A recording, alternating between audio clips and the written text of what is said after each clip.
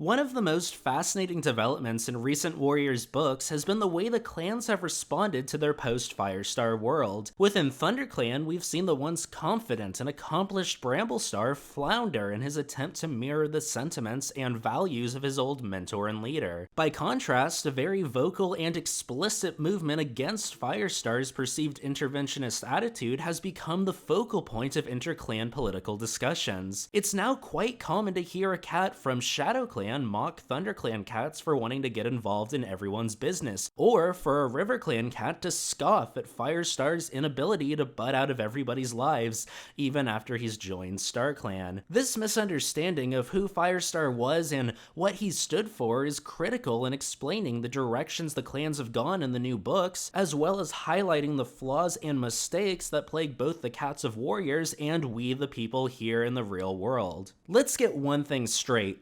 Firestar was a great leader. He was wise and sincere, and above all else, a paragon of what being a warrior was all about. He answered to and led through StarClan and the Warrior Code, which is more than what could be said for most, if not every ShadowClan leader in the entire series. Was it the leadership of Brokenstar that led the clans to prosperity? As Yellowfang once said, he always knew how to give a good speech. He could make you believe a mouse was a rabbit if he set his mind to it.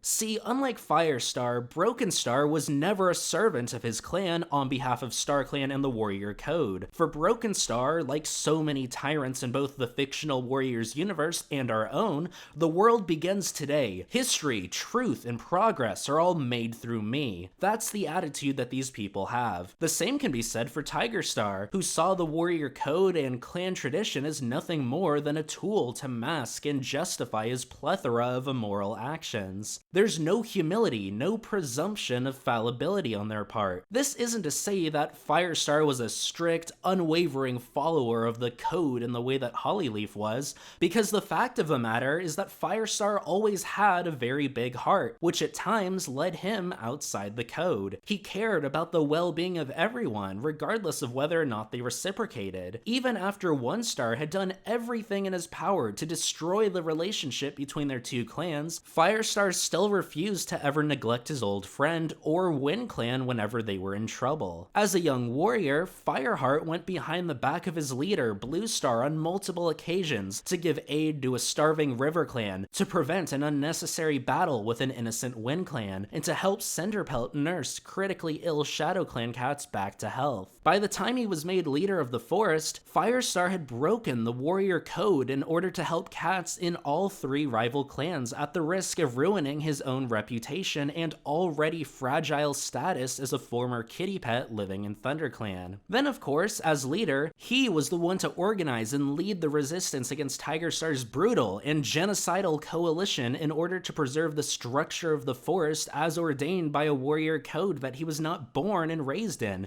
sanctified by StarClan ancestors with whom he had no relation. It was Firestar who rallied four shaken clans together to make a stand for the home and people that had adopted him against the seemingly unstoppable juggernaut of Scourge's blood clan. And it was Firestar, a cat who was neither born into nor indoctrinated with the religion of these clan cats, whose resolute faith in StarClan in the face of tragedy, rejection, and an apparent fate so hopelessly morbid gave he and the clans deliverance from, and StarClan ultimate glory over, the greatest threat the forest had ever known.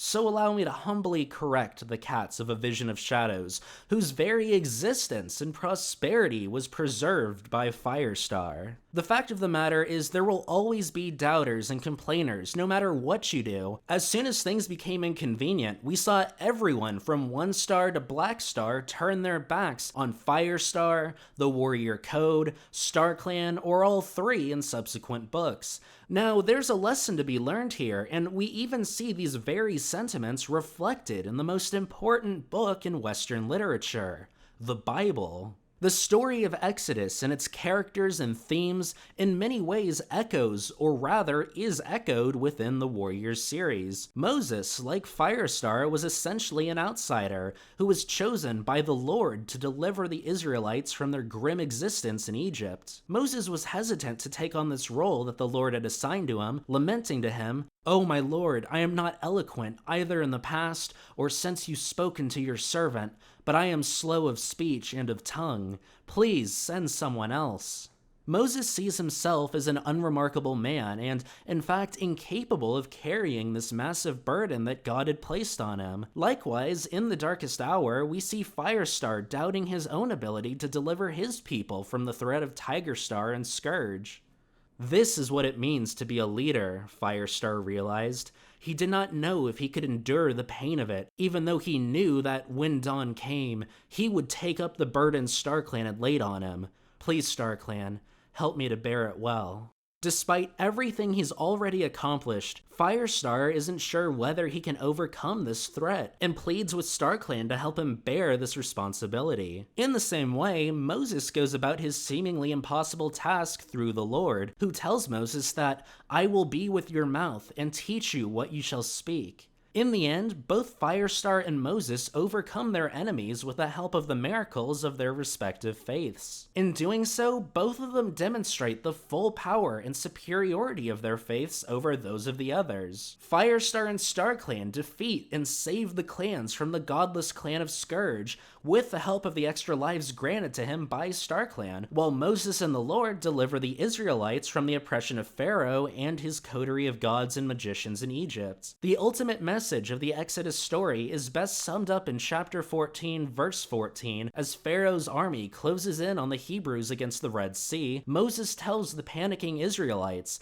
"The Lord will fight for you, and you have only to be silent." What this means is that even in your darkest hour against seemingly impossible odds, having faith in God will deliver you from your problems. In this very sentiment, Bluestar tells Firestar, your faith in StarClan will give you the strength you need, and that wherever he fights, the spirits of StarClan will go with you. The point of all these comparisons is not only to highlight the intertextual influence of the Bible on the Warriors series, but more importantly, to show how timeless and universal the attitudes of people can be. See, in both Firestar and Moses' cases, even after their people have witnessed them perform incredible tasks to save them, they continue to complain and question their faith. Mere days after Moses parted the Red Sea, the Israelites begin complaining about God's failure to provide food and water for them, and some say that they'd still rather be slaves toiling under unbearable conditions in Egypt. God then answers them by providing for them, only for them to begin launching more complaints later, and this goes on pretty much endlessly throughout the book. Likewise, even after the victory over Blood Clan and after the new prophecy books in which StarClan helps deliver the clans away from the crumbling forest to a new home at the lake, there are still countless instances where cats curse StarClan or forsake them in times of trouble. ShadowClan turns their back on StarClan and the Warrior Code about once per arc, and the entire Omen of the Stars series culminates in a battle between the fallen cats of the Dark Forest, joined by clan allies they have deceived into turning against StarClan. Then you even have cats like Cloudtail and Mothwing, who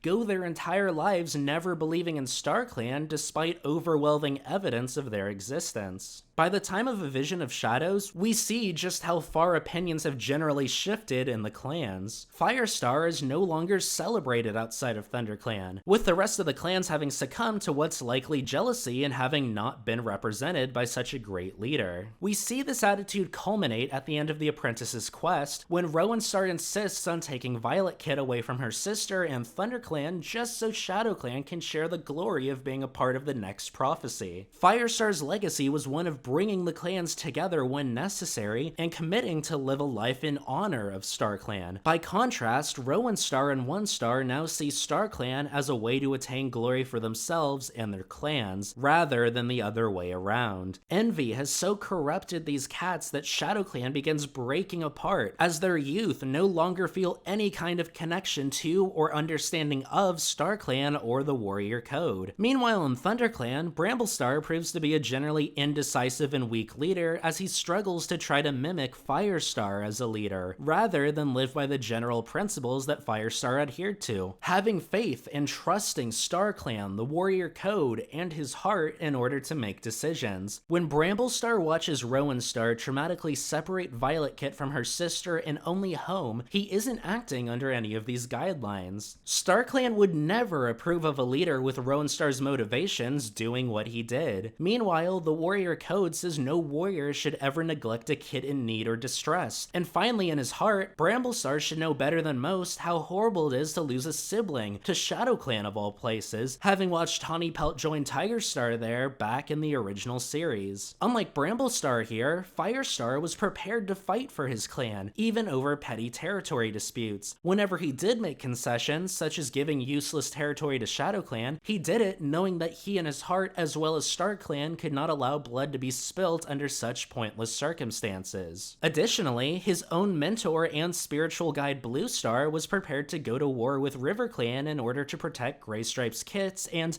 unlike ShadowClan, RiverClan actually had a legitimate claim to them. Nothing about Bramblestar's actions are in line with Firestar or StarClan, and it's clear that his inability to truly grasp what Firestar was all about is behind his apparent paralysis in decision-making. Bramblestar's leadership woes and ShadowClan's loss of faith in culture all culminate in Needlepaw and her friends leaving ShadowClan for the lawless, faithless rogues of Darktail. What's astonishing to read is how Bramblestar and the other three leaders utterly fail to act on this new threat at the gathering. In fact, Squirrelflight proves in this scene that really she should be the successor of Firestar's legacy in ThunderClan, as her concerns are for Violet Kit's welfare after being abducted, and immediately calls for action against the rogues who did it. Meanwhile, Rowanstar and Bramblestar go down this incredibly stupid and irresponsible logic that they should just sit around and do nothing because they don't want to risk making the situation worse by inadvertently endangering Violet Kit in the rescue mission. They also hope that everyone will just realize their mistake and come crawling back to the morally decaying clan that they just got out of. So the rogues are getting stronger along the border every day, Violet Kit is in the custody of a crazy serial killer, and Bramblestar's brilliant plan in the spirit of Firestar's leadership is to decide to not take any action, hope the problem solves itself, and rage quit the gathering. You know what? I take it all back.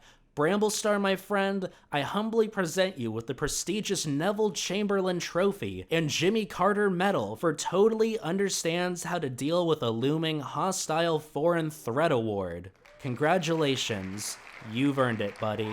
So the overall message of all of this is the same reason why I've decided to study history and try my best to inform my readers and listeners as best as I can. Lack of understanding and appreciation for past events, people, and principles leads to the same mistakes happening again and again. Elevating your own wisdom and interests above those of God or tried and true principles, or even those of your fellow man, will lead to mistakes, to evil, and ultimately tragedy, just as they did for Tigerstar, Rowanstar, Pharaoh, and all the other schmoes out there. Knowledge is an asset, and humility is a virtue. And humility is a virtue. And humility is a virtue. And humility is a Just virtue. more proof that I'm the bitch. Dylan, we should correct your incorrect opinion about J Feather. Is a virtue.